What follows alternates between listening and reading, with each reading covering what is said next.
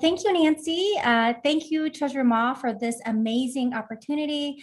I want to first start off, Treasurer, by telling you that we so often may look up to or see people we admire from afar or in passing. I've seen you many times in passing, and we don't always get to tell them just how incredible we think they are. And you are incredible, Treasurer Ma, and I want you to know how empowering it is to see a woman like you in power. I am so grateful to be able to have this conversation with you today and really shout from the rooftops just how important it is to have you in a position of power, like you have been and continue to be as the first woman of color, as the state's chief banker for the world's 5th largest economy in the world. You may not go around saying that, but you should. And you have done so much in your career in terms of the positions you've held, and more importantly, the kind of impact that you've made, whether it was on impressionable younger staffers like me many moons ago, as well as creating policies and programs to protect the environment, education, working families. And so I'd love to start off my first question, Treasurer Ma, related to leadership and to purpose. We know that leaders and leadership can come in all kinds of forms and a variety of ways.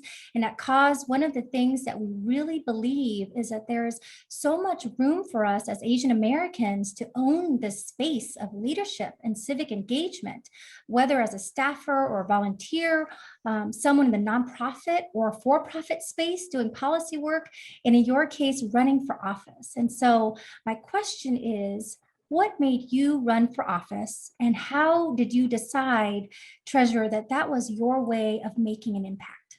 Yeah, so thank you, Tammy. I never thought I would be in elected office today.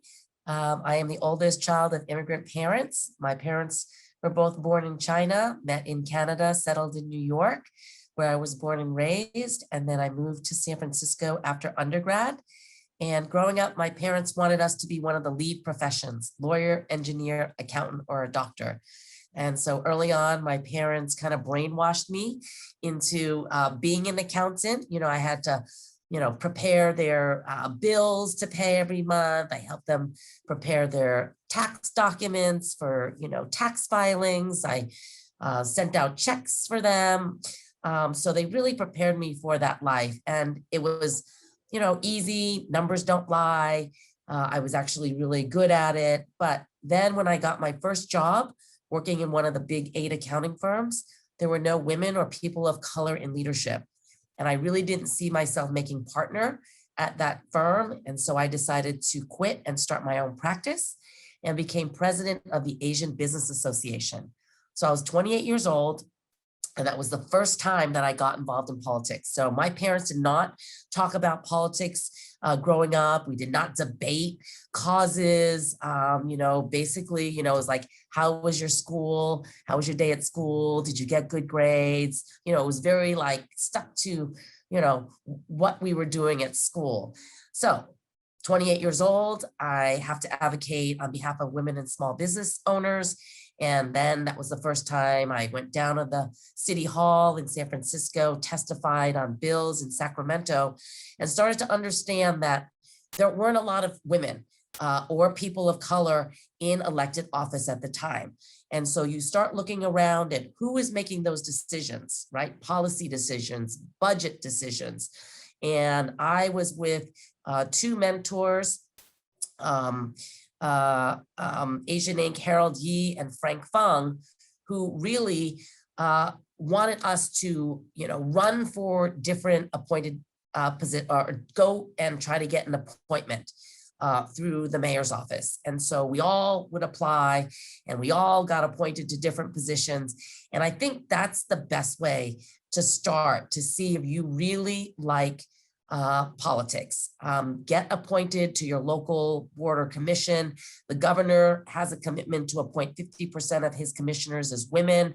So we're always looking for more people of color and women in the pipeline.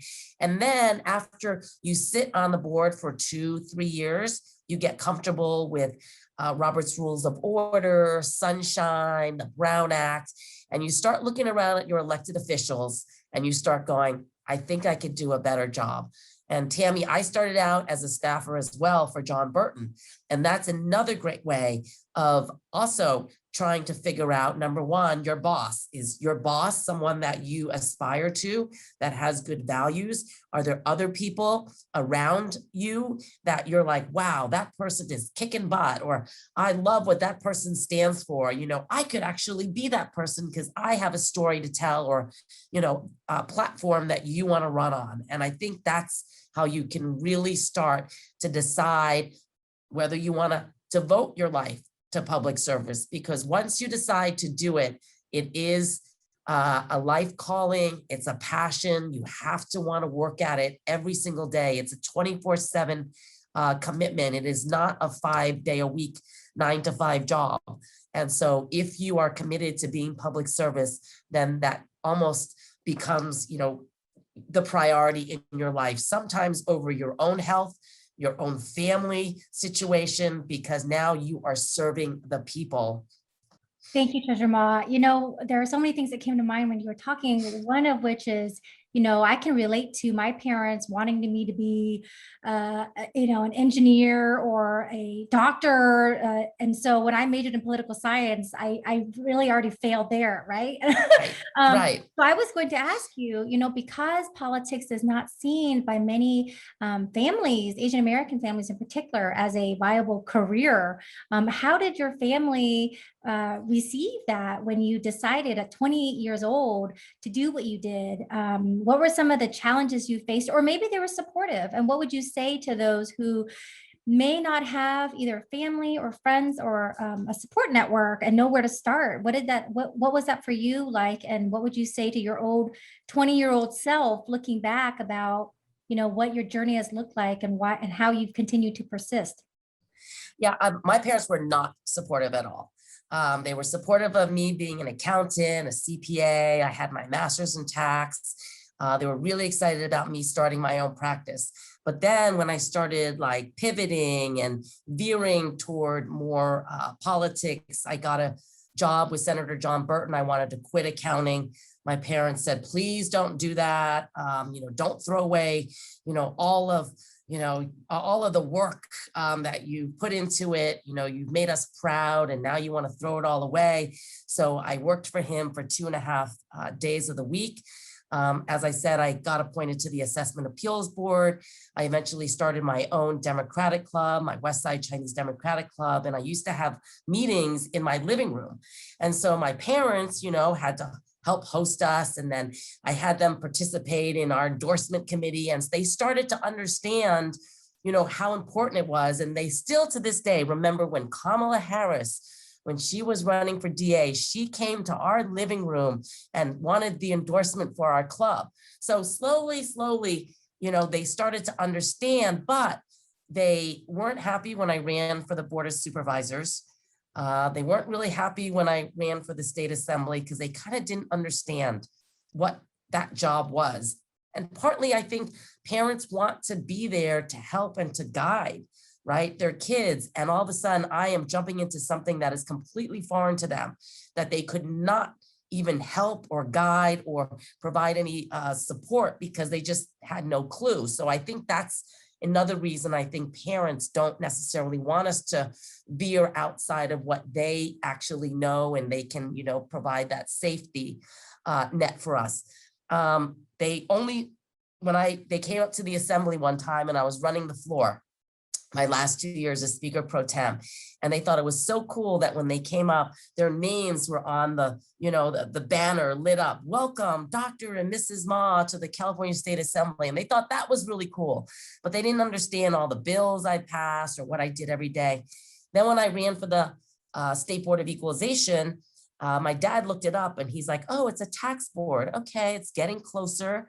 But now as a state treasurer, they actually understand what the role is, and they're finally proud that I am the state treasurer for the 5th largest economy, and he's not bothering me to go back and do taxes again. So what I tell young people, your parents want what's best for you. Listen to them, respect their wishes, look for your passion, of course, what you're interested in, and then maybe 25 years later, everything has come full circle and I'm happy, my parents are happy, and I'm finally doing a job that I feel I'm qualified to do. Awesome. So your story about their names being lit up on that board, I totally understand that. It makes me think of a question for you related to, this concept of informal versus formal power. And what I mean by that, Treasurer, is, you are in a position where your title is California State Treasurer, right? You were able to put their names on this board when you welcomed your parents. And I think so often Asian parents understand and grasp that, right? I mean, it's this Right. concept of what you were saying, what's unfamiliar and uncharted is super scary and not safe. And Right. why would you sacrifice, like you said, the stable trajectory that you had for something so uncertain, and yet you did it. And so my question to you about informal versus formal is, I always think of power as something we all have that nobody can take away from you, and that you had inside of you when you were 28 to do what you did, and then to become, to get into the assembly and then the Board of Equalization and now the Treasurer's Office. So my question is, what are ways, whether it's individuals who want to run for office and to have positional power, but also what are ways to still be of influence and still create impact, even if you're not in an elected position? What can individuals do to still be powerful regardless of title? Yeah, I mean, I think the concept of power usually is equated to men, right? Men want to be powerful. They want to be president. They want to be the CEO or, chief operating officer. And women, we don't think about doing something because of power. We think about a position because we can give back, because we can contribute, because we can make a difference. And I think that's the difference between men and women, especially in elected office, is that the women who run for office, it normally takes a long time to convince them. They're not always the first one that raises their hand when a city council position opens up or a school board. It's really because of circumstance, because their kids are going to school and they don't like what's happening at their school. And so they want to get more involved, and then they become the PTA president. And then they, think about, oh, well, if I was a PTA president, then maybe I should run for school board and help more people. And then it just kind of leads to the next step. I would say always be humble. The same people you see going up is the same people you see going down. And I believe you need to treat people with dignity and respect the way you want to be treated, and things happen for you. I have made so many friends and contacts and allies all over the state because of my relationships, because I want to help other people. I want to see them succeed. And if you want to get into public service, you need to like people. First and foremost, if you are an extrovert, great position. If you like change every single day, right? If you like chaos sometimes, public service, good for you. If you are an introvert, like you get exhausted when you see people and you want to just relax on the weekend and read a book and, have quiet time and just go hiking by yourself. If you don't like answering people's phone call or text messages because it's a bother for you, then this is probably not the job for you, because it is not about power here in this position. If you want to run for office and you think it's going to be powerful and you're going to make a lot of money, you're going to get into trouble very, very quickly. So that's what I tell people, like, what do you want in your life? Do you want to have a lot of houses? Do you want to have fancy cars and boats? Do you want to travel around, right? If that's the lifestyle you want, do not get into politics, because you will get in trouble very, very easily. So it has to be about people. It has to be about purpose. And it has to be about just, really wanting to help people directly and indirectly every single day. Thank you for that. And reminding us all that in a position like yours, you have to be okay, like you said, with the chaos and the constant change, which then reminds me how I feel like this pandemic, if anything, has taught us that things can change, overnight. and or may have been working toward change, but suddenly now we all, I mean, this pandemic really kind of hit home with regard to just the pace of change and what we have to continue to be ready for. And so what I want to ask you about is just, over the year, we've all had to shift gears, whether it's getting used to talking into these little boxes with each other this way, or me being totally comfortable, like being in tights all day, and then at night, flipping on or my Netflix and being able to binge watch something just because there's nothing else to do. But I'm curious, for you, Treasure, what have you learned this year, whether it's about yourself or as you just reflect generally on all of the change, whether it's in the area of social justice or the area of the need for civic engagement, or just a lot of the issues that have happened. What have you learned about yourself and or about our communities in general that you as you reflect back? Yeah, so as a leader, right now I lead a 450 person agency. I am not one of 11 or one of 120 or 1 out of 5, but I am 1 out of 1. So leadership matters, especially during this pandemic time, a time of uncertainty, panic at some point, right? What is the future going to hold? Are people going to get sick? And so my chief of staff and I came into the office every day in Sacramento, Monday through Friday, because 100 of our team members also had to come into work because we are the bank. Over $2 trillion comes through my office and we cannot close the bank. Otherwise, the whole state of California would shut down literally if we did not come in and do certain things. So we came every single day just to, show that if you're coming into the office, we're coming into the office too, that we are not staying home, that we're, your life is just as valuable as our life. We're concerned about whether you're safe and we're safe. And so leadership starts at the top. And that's what I would say to everyone who faces a difficult situation. Who do you see that is leading by example, and those who are not leading by example? And so you need to step up when there are times of crisis. Number two, we learned that over communicating is better in a pandemic, in a downturn. This is my 4th downturn over the last 25 years. And so I have seen that it's better to communicate more. So every morning at 8 o'clock, I had a standing call with my 3 divisions. 10 o'clock, we had a standing call with our HR and IT. 2 o'clock, we had another call about, how everybody is doing mentally, physically. Then I had another call with my deputies just to check in on, operations. And so that's what you need to do. You need to commit to communicate more often than less. And that actually alleviates a lot of the angst. And then I also learned that it's not that important that I have to show up at everything. Like if you invited me, I would come and I would hop on a plane, come to a dinner, speak for 10 minutes, get on a plane and come home. And I'd be exhausted half the time because I really do believe showing up is important, number one.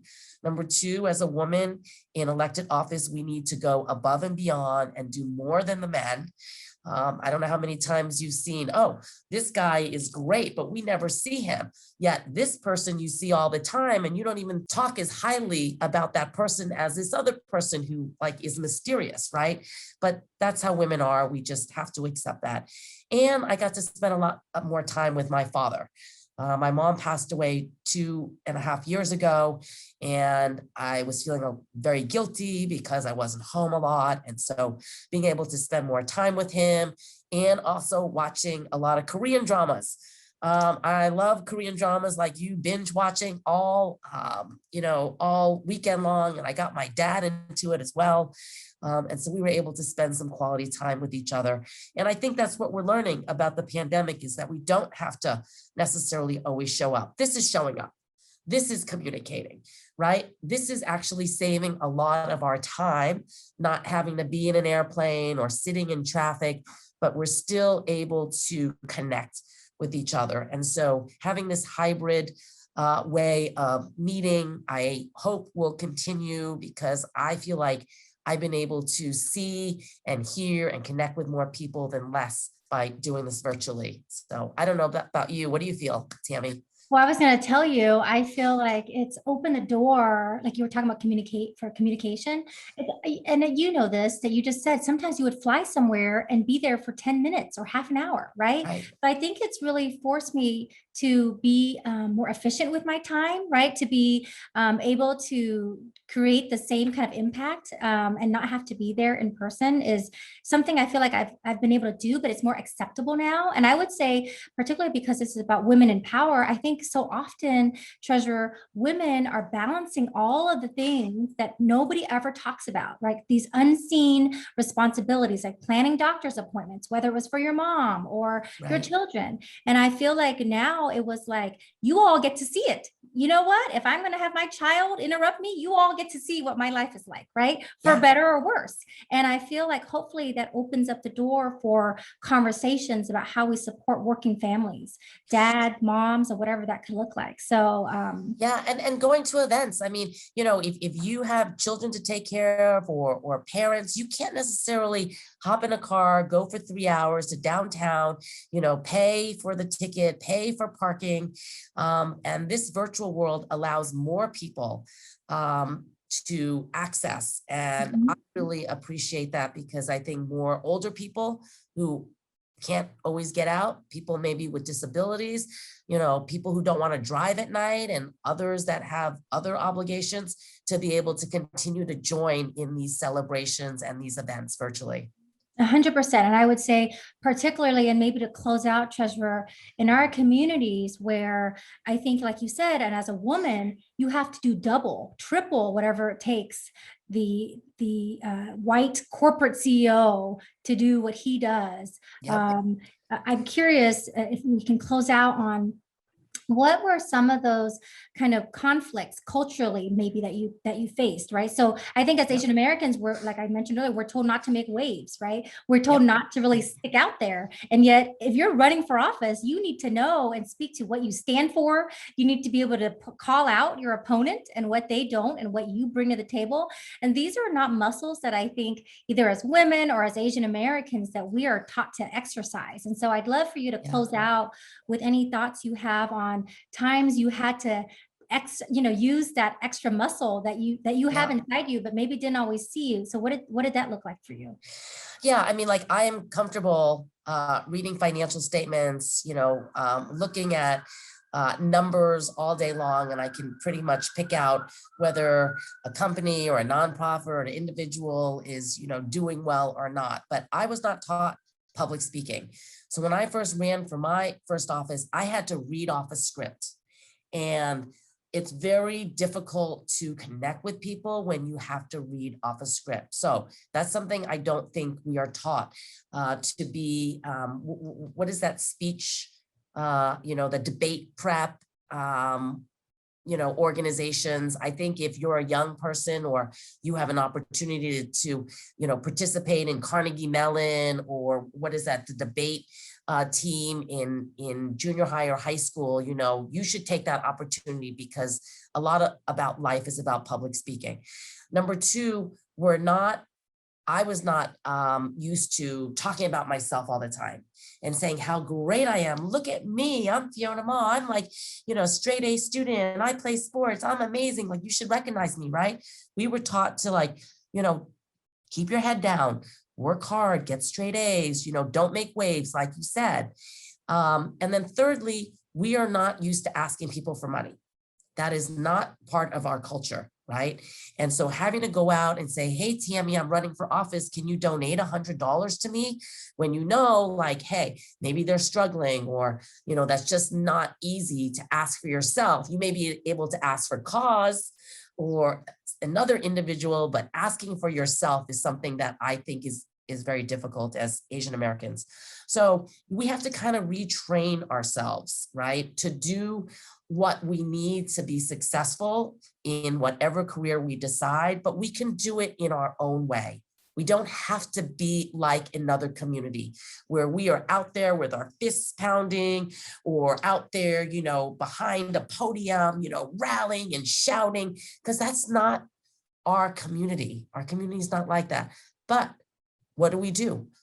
We prepare, right? We put together our resume, we plan. So talk about all the things that we've done, right? Talk about our educational experiences, why we're prepared for the job. And when you have to call out someone, I do it. I don't like it. I don't like confrontation. That is not my strong point. But if someone is continually like pounding me, insulting me, lying about me, I will have to say something, but I'll say it in a nice way where people will know that, Fiona's really nice. She smiles all the time, but she's really pissed off. And, it's going to motivate me to work even harder. So that's what I always say, like, don't piss me off. You piss me off.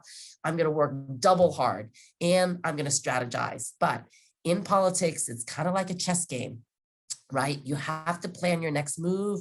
You're playing against other players. Where are they going to move? Where are you going to move? And also like musical chairs.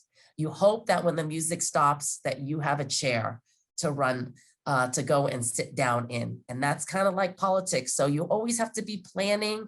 You can't just wait and let things happen, right? Anything you want and love and care about in life, you need to devote 110% and look for mentors like me. I'm available, I'm open, I will always, and accessible, and I will always give you my best advice.